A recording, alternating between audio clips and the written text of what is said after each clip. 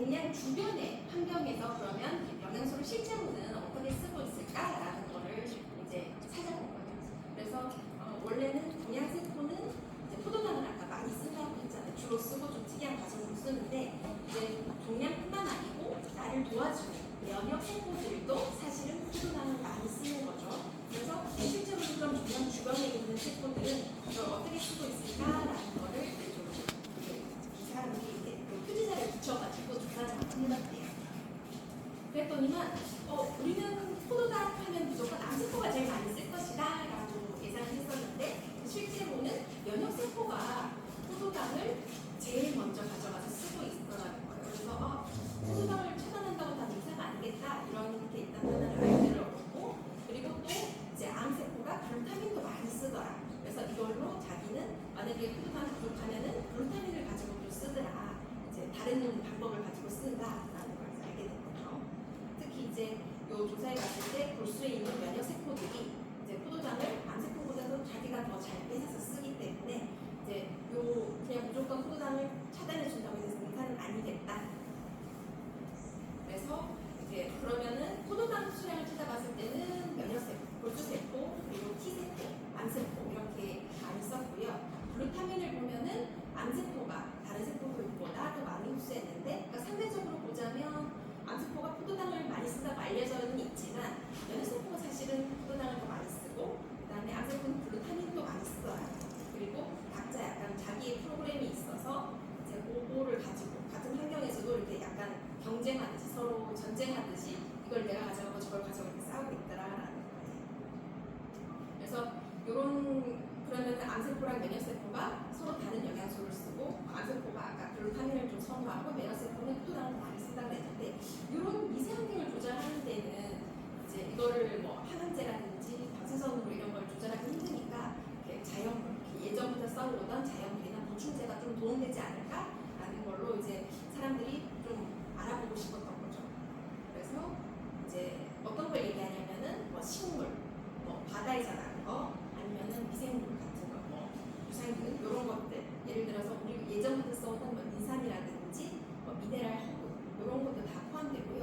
혹은 항암할 때 보조적으로 쓸 수 있는 천연성분들, 뭐 그 서양에서는 강황을 커큐민이라고 해서 이렇게 약간 성분처럼 많이 쓰는데 그거나 뭐 홍삼이나 그 실리나린, 보통 밀크시슬이라고 하고요.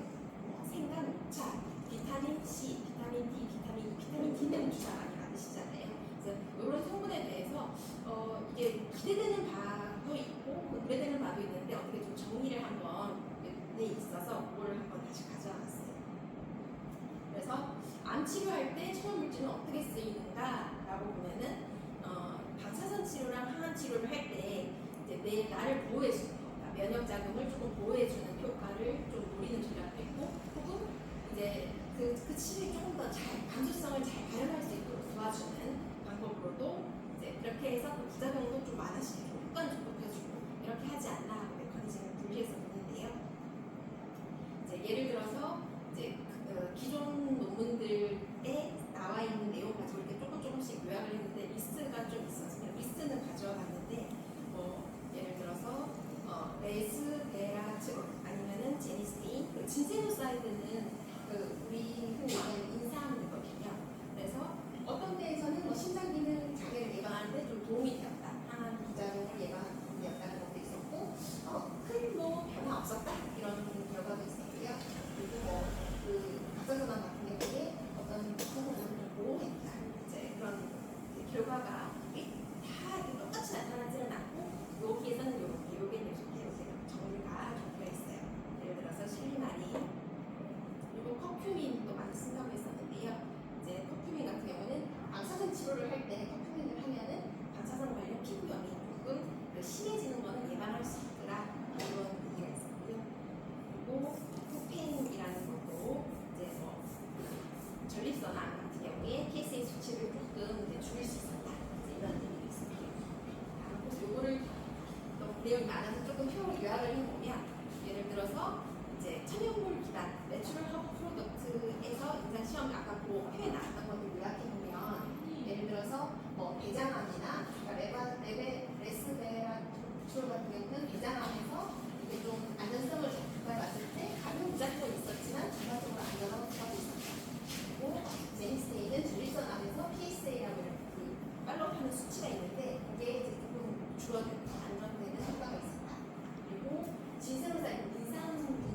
예방하면서 피로 개선이나 신장 독성 예방 등의 효과가 있는 것이 있었고, 다만 이것이 미치되게 효과가 있다는 건 아니고 어디에서도 별 효과가 없었다 이런 부분도 있었다는 거고요.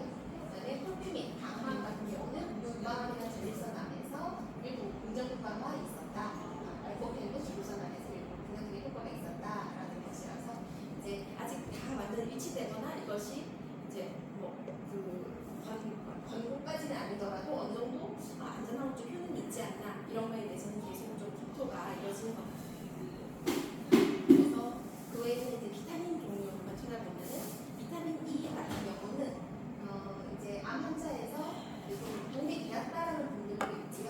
어떤 분들은 도움이 되지 않았다. 이것도 이제 마찬가지고 비타민 E는 더 결과가 더 많았고요.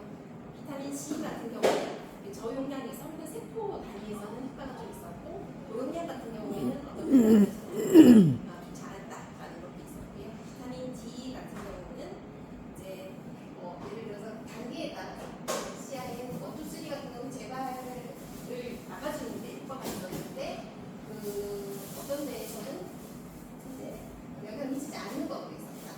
그리고 소아과나 환자에서 재발 성분율은 여기서 큰 변화가 없었다. 이런 것도 있었고 다만 비타민 D 같은 경우는 뼈이고 그 외에도 생물 종에서도 이제 도움이 될 수 있다라는 얘기가 있었고요. 종합 비타민에 대해서도 긍정적인 얘기가 있었지만 노용량일 때는 조심해야 될 필요가 있다라는 얘기가 있었습니다. 그래서 셀레늄에 대해서도 연구가 좀 정리되어 있고요. 그거를 포로 나중에 마지막에 요약해서 한번 보면은 이제 비타민 일양 영양소 같은 경우에는 이제 비타민 E 같은 경우에는 다양한 고형암에서는 이제 신경 독성을 예방해 주는데 일부 연구에서는 효과가 있었고 일부에서는 효과가 없는 걸로 나왔고요. 비타민 C 같은 경우는 이제 백혈병이라는 대장암에서 이제 그 결과가 보고되었을 때 생존율이나 항산화 또 페니카파티가 없애되는가를 봤었고 이제 긍정적인 결과가 있었다. 다만 이것이 일반적인 결과는 아니었다라는 얘기가 있었고요. 비타민 D 같은 경우는 소화기암 그리고 혹은 장동감에서 이제 면역 조절이라든지 생존 마이크로 방역 조절에 도움이 되는 것이 있었고요. 다만 이것이 좀 긍정적인 변화는 있었는데 실제 생존들에는 큰 영향이 없었다라는 걸 아쉬움이 있었고요. 셀리딘 같은 경우는 다양한 암에서 면역세포 활성에 효과가 있었습니다. 다만 이제 일부에서는 불행 가능성도 있었고 복합 비타민 같은 경우에는 주경 또한 부방암에서는 도움이 됐었고요. 그래서 생존율도 좀 높아지는 피로나 부방 건강에 좋지 않을까라는 것이 있었고 다만 이것이 모니터링 해볼 수 있고 어떤 이걸 하고 있는데 여기서 혼합될 때는 좀 신중하게 적응될 필요가 있다. 이렇게 이야기할 수가 있겠습니다. 그래서 아까 이제 일부 예를 들어 부작용 이론 시험에서 보면은 실리마린이나 진세노사이드, 비타민 E가 항원 치료, 방사선이나 화학을 받을 때 부작용 완화에 도움을 줄 수 있고 커큐민과 리도펜은 전립선암 환자에서 PSA 수치 감소에 보고가 되어 있었고요. 다만 이것이 이제 일반적인 결과가 나온 건 아니라서 이제 결과간에 좀 차이가 있기 때문에 항상 그 개인의 그 차이를 좀 고려해서 해야겠다. 그리고 앞으로도 연구가 더 필요하다. 그리고 그러면은 암 치료를 받을 때 이제 천연물이나 어떤 상호작용이 있을까 이런 걸 보면은 이제 외국 같은 경우에 보면은 이제 외국에서도 환자들한테 이렇게 물어보면은 사실은 자기가 그런 자연제품을 썼다. 근데 다만 이 중에서 50%만이 환자 의사쌤한테는 썼습니다라고 얘기를 했다는 거예요. 약간 이제 알아서 하거나 아니면 몰래 이제 먹게 됐다는 거고요. 그리고 호주에서도 보면은 한 65% 정도가 자기는 이제 보안면 대체를 약간 활용했다라고 얘기를 했고요. 그리고 기대하는 바는 삶의 질 향상이나 증상 혹은 부작용 감소, 면역력 향상을 기대했다라는 거고요. 그래서 아마 추산을 볼 때는 미국에서 연구 같은 경우는 암 치료 중에 보통 암 환자의 30% 정도는 보안 대체 의학을 사용하는 것으로 추산이 됐다고 보여지고 있습니다. 그리고 일부 자연 제품은 다만 이제 항암제랑 상호작용이 있을 수 있고 그래서 그 상호작용의 결과로 치료 효과를 떨어뜨리거나 혹은 부작용을 증가시킬 수 있으니까 여기에 대해서 한번 연구해 보자라는 거고요. 그래서 이제 들어갈 때 그러니까 간에서는 약물을 대사하고 그다음에 장에서는 수송체 단백질을 통해서 이제 몸에 작용을 하게 되는데 이 과정 중에서 이런 약물 대사에 영향을 미치는 효소에 영향을 자연분이 조금 줄 수 있는 것들이 있거든요. 그래서 그거에 대해서 좀 연구를 하고 수송체 단백질에 영향을 줘서 결과적으로는 이 약물을 어느 정도 들어가면 이 환자는 어느 정도 효과를 내겠지라고 이게 목표를 작성하는데 여기에 영향을 줄 수 있는 것들이 있어서 거기에 대해서 좀 정리가 되어 있습니다. 예를 들어서 아까 그 간 대사 효소라든가 혹은 장에서의 수송체를 볼 때 사실 이거는 우리나라에서 안 쓰는 건 아닌데 외국에서는 세인트 존스 워트라는 약물을 이제 우울증에 많이 쓰는 약물이 있는데 이제 요 약체가 이제 그 효소를 유도를 활성시켜서 그러면은 유도가 활성되면은 약물이 예상보다 대사가 더 빨리 돼버려서 결과적으로는 그 약물의 목표 농도가 이 정도일 줄 알았는데 더 낮게 될 수 있거든요. 그래서 그러면 원하는 결과를 다 못 도달할 수 있으니까 그런 주의사항이 필요하다라는 거고요. 장홍수 주스 같은 경우는 반대로 여기 들어있는 나린진이라는 것이 이 그 간 대사 효소를 억제를 한다고 해요. 그래서 그러면은 결과적으로는 간 대사 억제를 하면 요만큼 돼 있겠지라고 했는데 사실은 이게 더 오랫동안 더 높은 농도로 갈 수 있어서 이 결과적으로 내가 원래 그 주사, 그러니까는 목표했던 항암제라든가 그런 약물 농도가 내 예상보다 더 높아질 수 있다는 거죠. 이 자연물을 먹고 있는 상태라면. 그래서 어떤 거는 낮출 수 있고 어떤 건 높일 수 있다. 그래서 이런 상호작용이 있을 수 있는 자연물들이 보고된 것이 있다라는 것을 정리가 되어 있고요.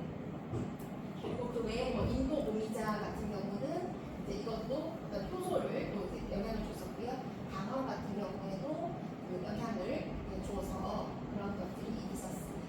다만 요거는 이제 그 환자가 이것이 어떤 광범위한 대사자일 때 조금 더 민감한 것으로 보고가 되어 있었고요.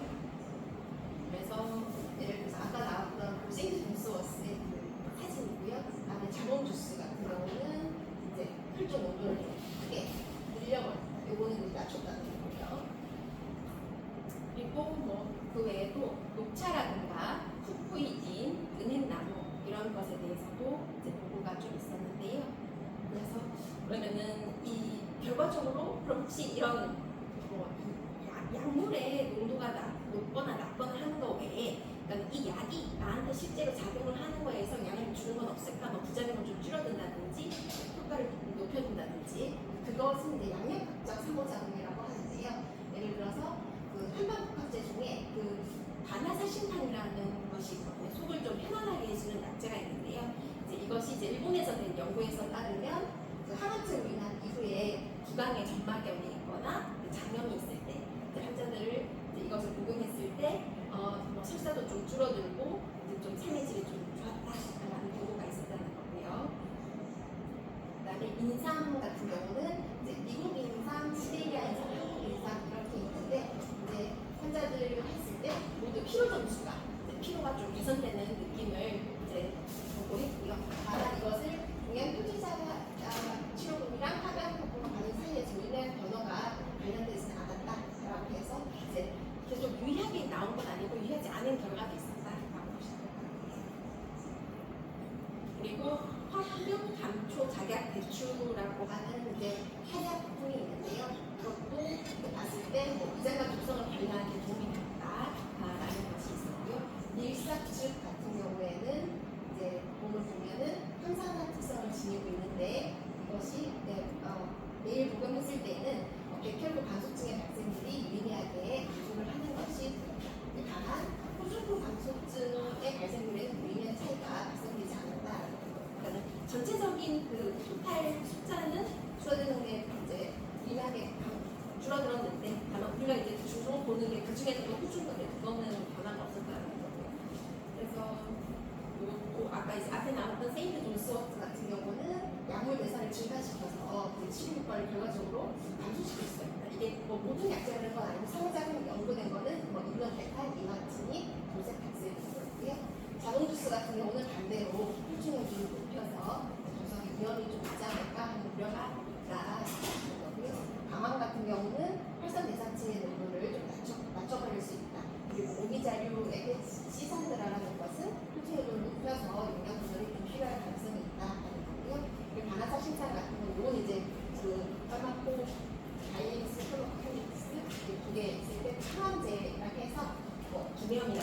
혈사를 좀 완화시켜주는 효과가 있었다는 거고요. 그래서 그러면은 막 얘기가 되게 많이 나왔는데 이게 그러면 좋을까요? 나쁠까요? 라고 했을 때 이게 도움이 보통 되는 것 같다라는 거죠. 그래서 항암 부작용도 좀 완화를 해주고 항산화라든지 면역 조절 이런 것은 좀 효과를 이제 일부 보고가 되고, 예를 들어서 생강 같은 경우는 속이 좀 뒤집어지는 거에 도움이 되고, 칠리마리는 간 보호 효과가 있고, 인삼이나 홍삼은 피 개선 효과가 이제 실제로 환자분들도 좀 보고를 했고 이것이 유의하게 차이가 있었는데, 다만 아까 이제 약동학이나 영양학적으로 상호작용이 있는 것들, 예를 들어 세인트 존스워트나 자몽주스 같은 경우는 항암제 약물 대사를 이제 늘리거나 줄이거나 영향을 줄 수 있으니까 또 이제 조절을 해야 될 수 있고, 비타민 A, D, K 같은 경우는 지용성이다 보니 이제 당뇨 시에는 배출이 조금 잘 될 수 있으니까 해로울 수 있고, 그래서 의료진과 상의 후에 이제 하면 좋겠다라는 거고요. 그래서 뭐 어떤 그 건강기능식품 혹은 자연물이 이건 무조건 좋습니다, 이건 무조건 나쁜데 이런 거는 사실상 그렇지는 않고 상호작용이 있을 수도 있는 것 있으니까 좀 조심해야 되고요. 그래서 어느 정도는 그 의료진이랑 상담을 하면 이제 안전하게 적극적으로 좀 활용해 볼 수 있겠다라는 거고요. 그래서 오늘 처음에는 그 암세포의 대사 특성 얘기 좀 드렸었고요. 그래서 암세포는 당 대사를, 포도당을 되게 좋아하고 특히 이거를 좀 해당 과정을 통해서 이제 하는데 그것보다도 또 글루타민도 많이 쓰더라라는 거고요. 그리고 면역세포도 당 대사를 활발하게 하기 때문에 어떤 대사를 좀 줄여서 암 대사를 좀 막아보려는 노력은 좋지만, 이 하나를 줄였다고 해서 오히려 내가 원하는 면역세포도 대사를 줄일 수 있기 때문에 일괄적으로 하기 힘들다. 그래서 그럼 요거를 좀 미세하게 조정하는 것 중에 생명물이 좀 도움이 되지 않을까라고 해서 예를 들어서 그래서 항암치료에서도 보조치료로도 사용할 수 있고 항염, 항산화 이런 걸 도움이 되지 않을까라고 하는 것들입니다.